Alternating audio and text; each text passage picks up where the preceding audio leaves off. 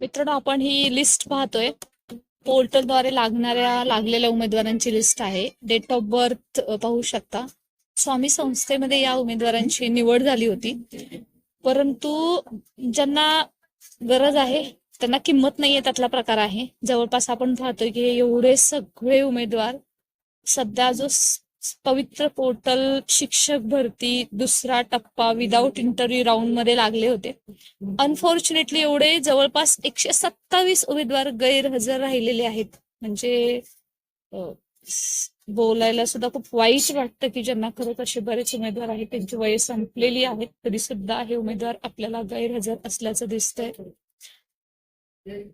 So म्हणूनच हे फार महत्वाचं आहे की आतापर्यंत जे होतंय ते तरी इथून पुढच्या भरतीमध्ये व्हायला नको नको आणि नकोच. अन्यथा वाट पाहणाऱ्या उमेदवारांची मात्र वाटच लागणार आहे. बिकॉज शेवटी काय की तेच तेच उमेदवार रिपीट होतील, तेच तेच माशे येतील. त्यांचं तरी चुकतंय काय?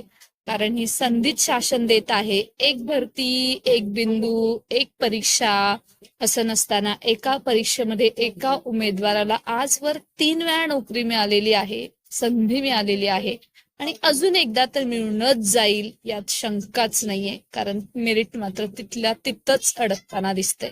मित्रांनो, हे जर बदलायचं असेल ना, तर सर्वप्रथम आपल्याला आवाज उठवायला लागेल आणि मला असं वाटतं तुम्ही या सर्वांमध्ये साथ द्याल हीच अपेक्षा आहे.